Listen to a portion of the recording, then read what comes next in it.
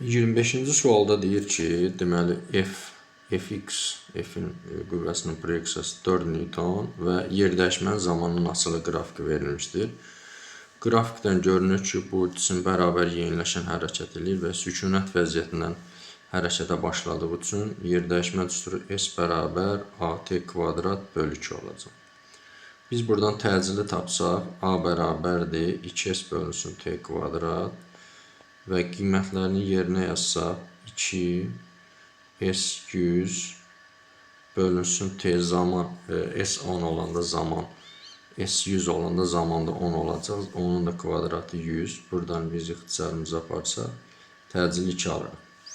Və əvəzləyici qüvvə F bərabər MA-dan təcili verib bizə, qüvvəni verib, kütləni istəyir. Kütləni tapsaq, F bölünsün A.